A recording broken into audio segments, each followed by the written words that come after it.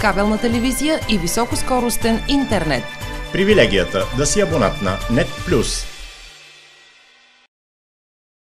Срещаме ви с ученици от 11 Б клас, профил Обществени науки при Средно училище Никола Вапцаров, град Петрич, които подготвят 3 събития, посветени на 152 години от обесването на Васил Левски. Инициативите на вапцаровци са насочени към повишаване на знанията за апостола на свободата, чрез надграждане и като продължение на часовете в училище. Да отдадеме почит към личността и делото на Васил Левски. Какво сте подготвили? Подготвили сме викторина за Васил Левски и спортно състезание лъвски скок, както и състезание за рисунка. Добре. Вики, кой ще се включи? Към кого са адресирани тези ваши идеи, инициативи? Към абсолютно всички вапцаровци от 5 до 12 клас, като в 5-те класове са включени повече в викторината, която организираме аз и няколко мои съученика, като отбор от 4-5 човека, за да може всички да са включени в тази дейност. И според мен е важно, защото това ангажира голяма част от учениците. Ние сме млади, ние сме бъдещето на града, на училището на България и е важно да може да помним паметта на такива велики българи, като Левски, като Вапцаров, и е важно тази памет да остане жива в нас. Учениците от същия клас на Средно училище Никола Вапцаров работят допълнително и по 2 теми, с които да се представят на Националната ученическа конференция по история, която ще се проведе в първите дни на месец април. И тук предизвикателството е огромно, заявяват гимназистите. Едната тема, която сме избрали, е за Натка Голчева, която е била бивш ученик в нашето училище, след което станала национална звезда в баскетбола, участвала в олимпиади. Подготвяме филмче за нея. Използвахме данни от личния архив и архива на БНТ. Колко трудно е? Отнема много време. Техническата част повече работеше Стоян по нея. Ще имате и видеовръзка с Натка Голчева? Да, ще има интервю с нея.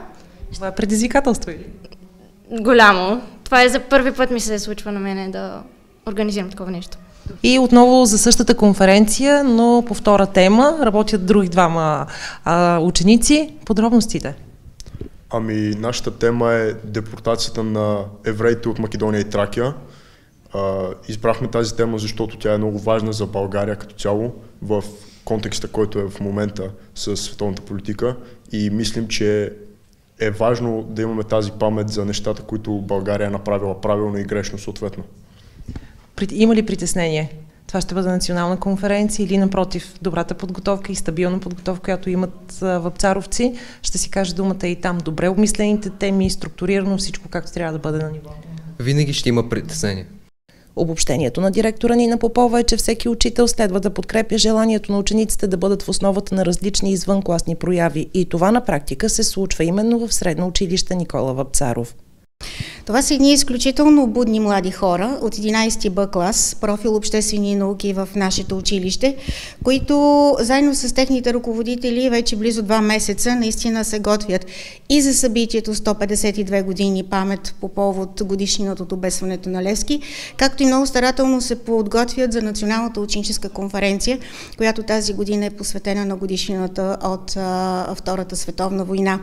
И наистина увлечени от своите учители, госпожа Витка Опренова, госпожа Мариана Иванова, госпожа Анета Хаджиева, господин Марков, госпожа Бакърджиева също се включва, господин Пенчев също се включва. Тоест, увлечени от тях, аз съм сигурна, че ще се представят на много високо ниво. И между другото, тези инициативи наистина показват, че образованието не се случва само в класната стая и заучавайки съответния материал и урок, а наученото как ти можеш да го интерпретираш по един по-различен начин, така че да вдъхновиш, да мотивираш и другите. А те наистина са едни прекрасни млади хора, които са изключително вдъхновени и мотивирани от техните ръководители. Затова благодаря на всички за тяхната активност и участие. Екипът ни пожелава успех в подетите инициативи на учениците от Средно училище Никола Вапцаров, град Петрич.